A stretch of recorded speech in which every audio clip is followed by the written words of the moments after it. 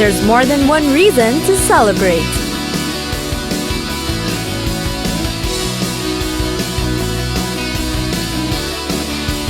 Let's go on a journey.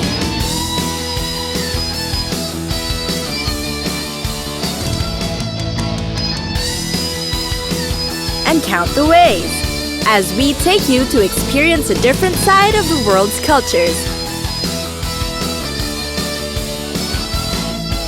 Adventure awaits on Festivals of the World.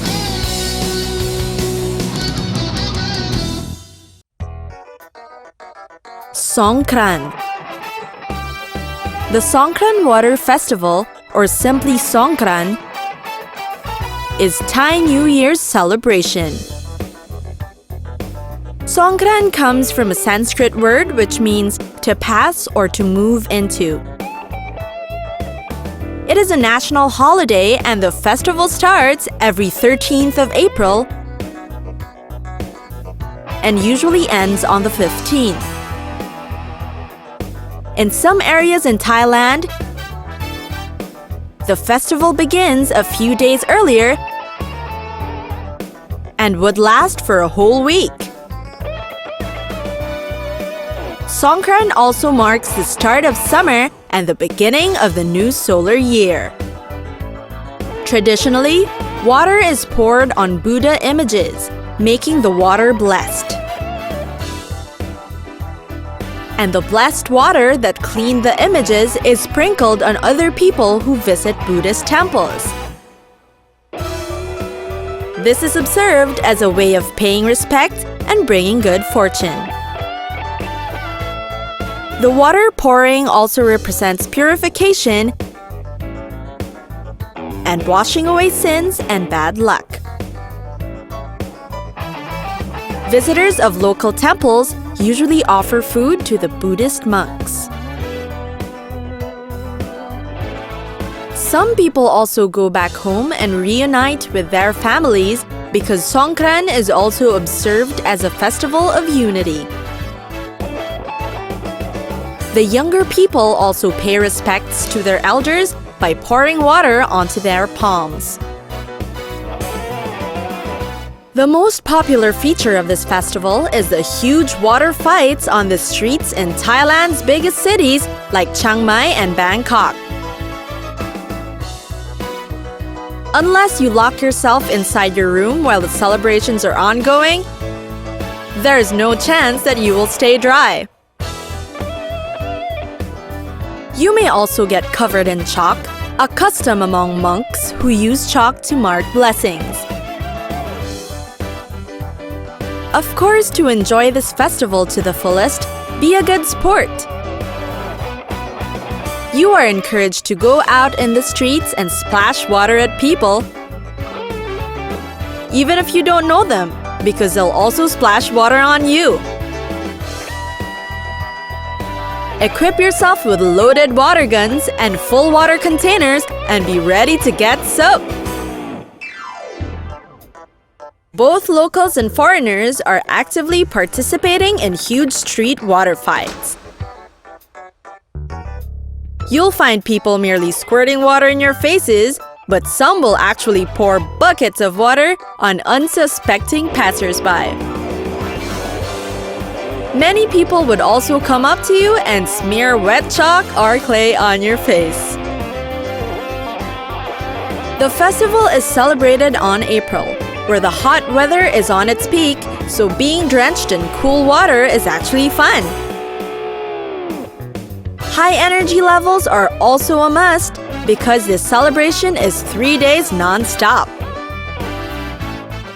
Make sure that you have a waterproof bag to hold any valuables you bring because people will not stop splashing water at you whatever you do. Splashing dirty or murky water, ice, and hot water is also not allowed. Dress comfortably if you plan to get involved in the action. Some clothes tend to get heavy when they become wet, so choose what you wear carefully. While it's fun to splash water on other people, you must also be careful to avoid monks. police officers, elderly, toddlers, and babies from getting drenched. They are the only ones allowed to stay dry in this 3-day fest. Songkran is clearly a fun occasion. But let's not forget that it is still a religious festival, not a mere water-throwing bonanza. And remember Songkran's spiritual meaning and what its purpose really is. Happy Songkran!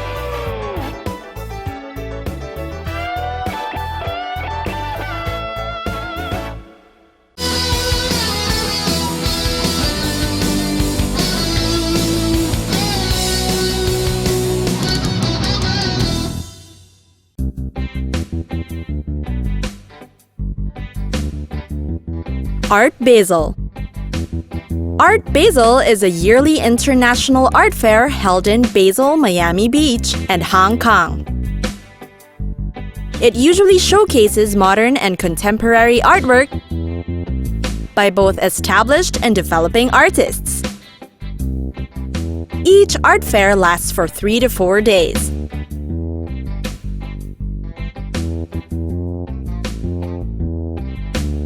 Art Basel Hong Kong is scheduled on March, Art Basel in Basel on June, and Art Basel in Miami on December.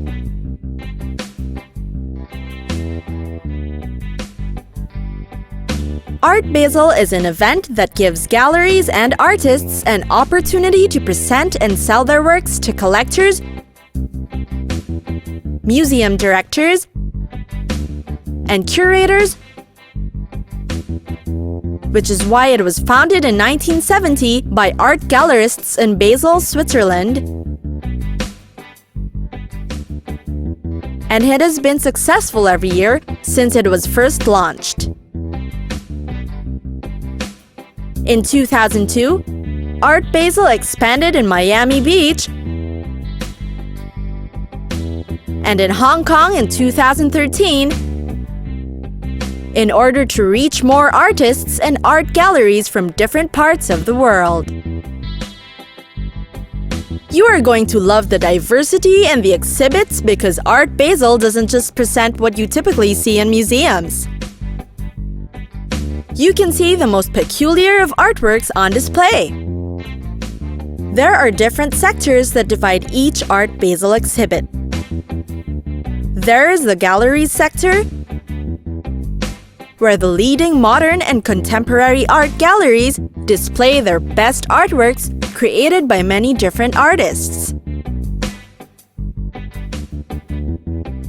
Exhibited works include paintings, sculptures, photography, installations, film, video, and digital art. The Nova sector, on the other hand, features many artworks all made by just one artist. Position sector is an avenue where curators, art critics, and collectors flock to discover new talented artists from all over the world by allowing them to present one major project. An edition sector is also there, where visitors can see editioned works, prints, and multiple exhibit collaborations with well-known artists. Visitors can feast their eyes on significant and rare publications. If you love audio visuals, there is also a film sector where visitors can watch featured films.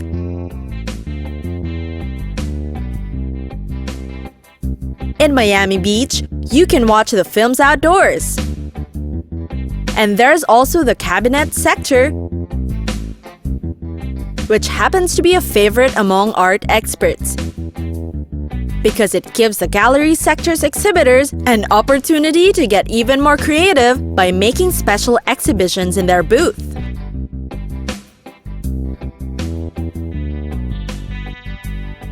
Explore different exhibits from different sectors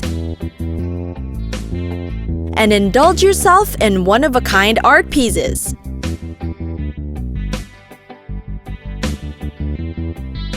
Whether in Miami,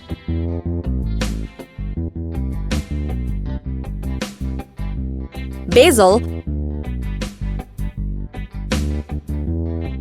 or Hong Kong,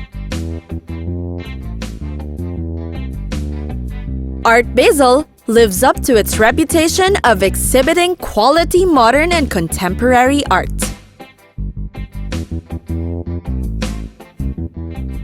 So feast your eyes to the amazing artworks and get blown away.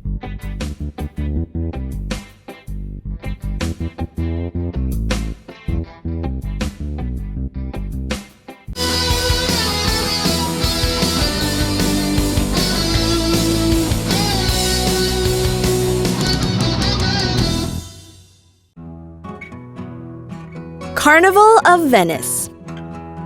The Venice Carnival is an annual festival held in Venice, Italy. It usually begins about 2 weeks before Ash Wednesday and ends on Fat Tuesday, the day before Ash Wednesday. Just like other carnivals in the world, the Venice Carnival is a pre-Lenten season festival where meat, fatty, and sugary foods are not allowed.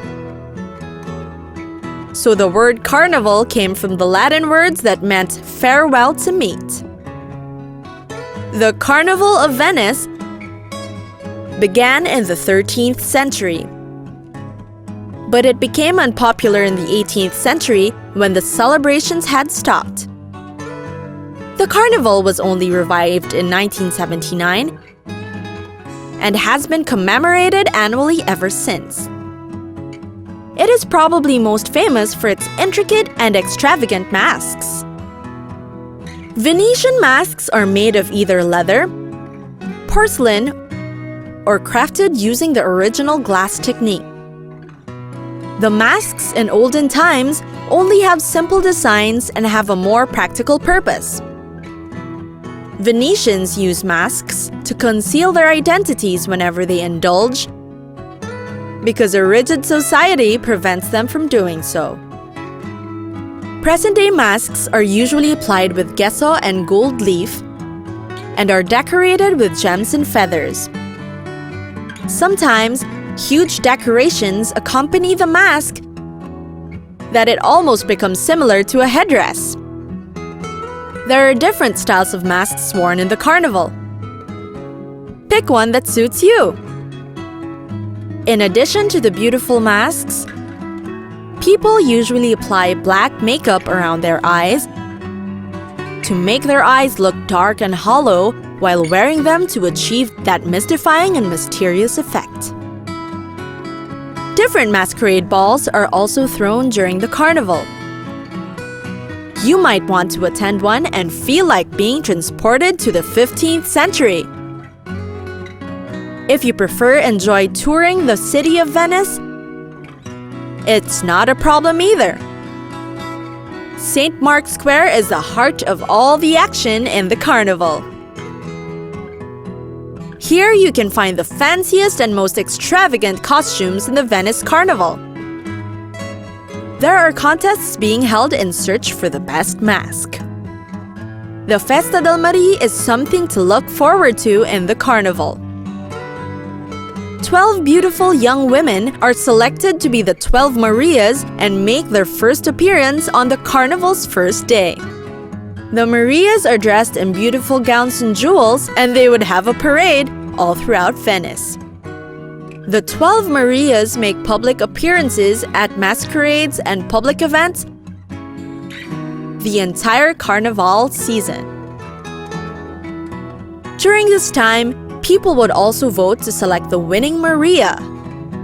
At the end of the Carnival, the winner is announced. The winner will be the angel at the Flight of the Angel, where she will fly on a cable between the top of the Campanile in St. Mark's Square down to a stage at the opposite end of the square, which would happen on the carnival's second day. Even though the carnival is a 2-week festival, it would be an entirely different experience if you've seen the carnival from the beginning till the end. Aside from the fabulous costumes and masks, Venice is a beautiful place to visit. So a trip to the Carnival of Venice would definitely be worthwhile. The carnival is a perfect opportunity to blend in with many people. To wear a mask is highly encouraged. After all, that's one of the highlights of the Venice Carnival. Who knows, your mask might even win as the best mask. It would also be a lot of fun if you get to dress up in Renaissance clothing. After all, you don't get to wear these kinds of clothes every day, so make sure to try. The carnival is also one of the biggest chances to celebrate and indulge before the Lenten season comes, so make the most of this anticipated event.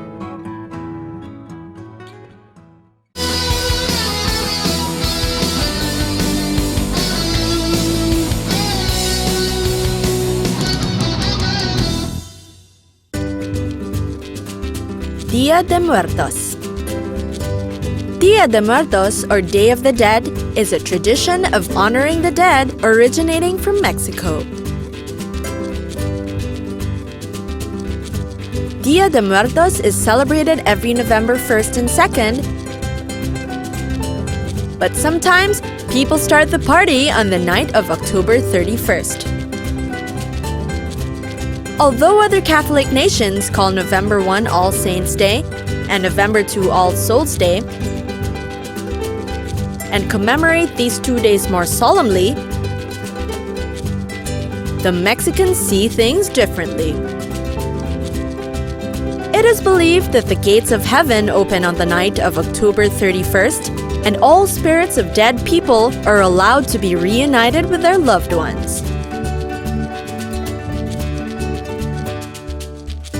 The Mexican people also believe that their dead loved ones would be insulted with mourning and sadness, which is why they decide to celebrate and be lively on the Day of the Dead instead.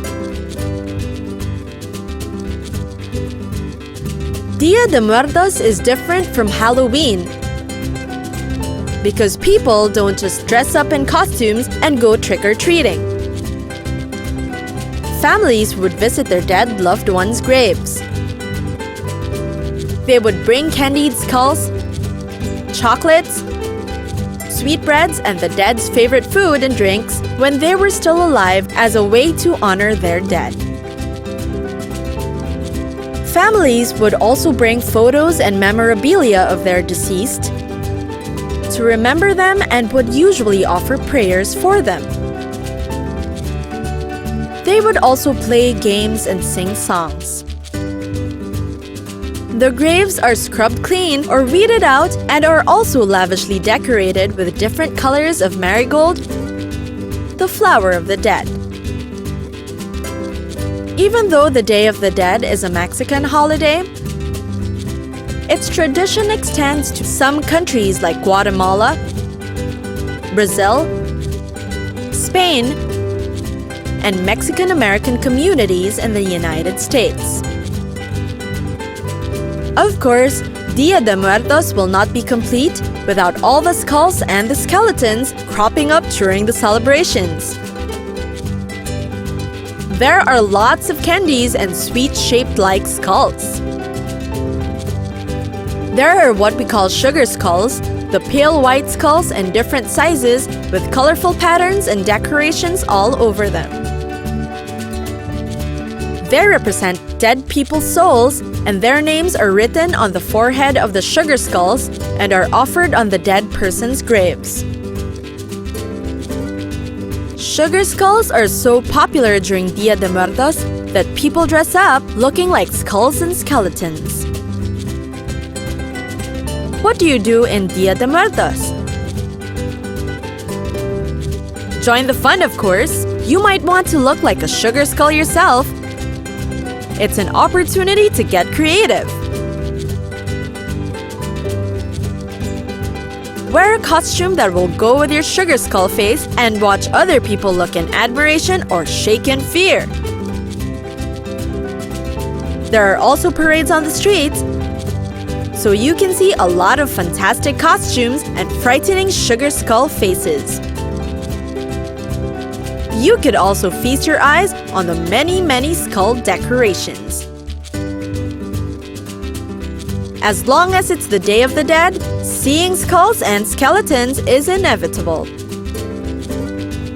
Marigold flowers are also all over the place.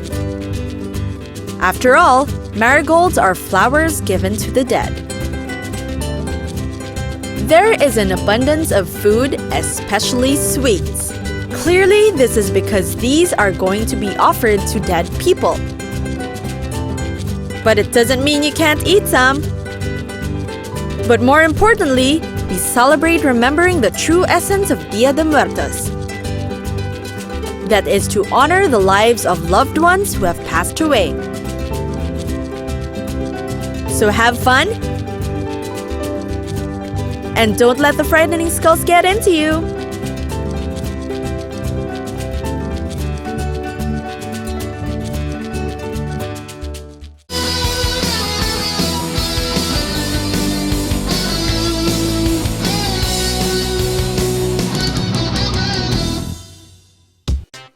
Adventure waits. You now know of the existence of some of the most popular and extravagant festivals in the world. If you love to travel, why not spice up your journey a little by attending these festivals? These celebrations are spread out through the year anyways.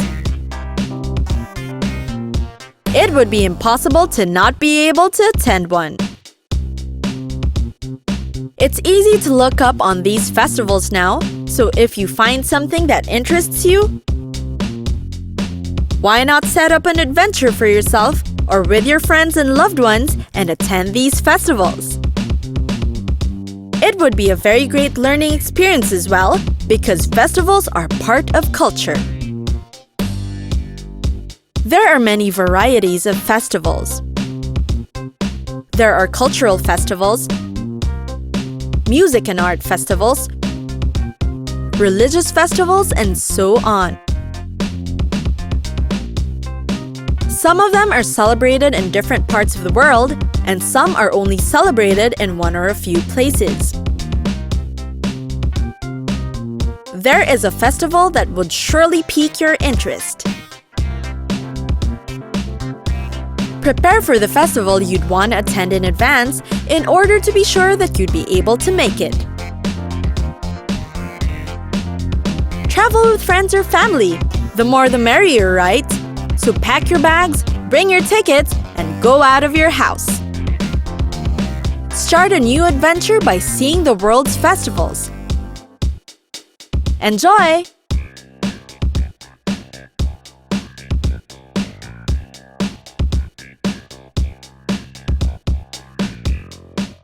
The celebration ends here, but the fun is not over. And we still have more festivities to look forward to. So recharge your energy and get ready for another adventure. We'll see you again on Festivals of the World.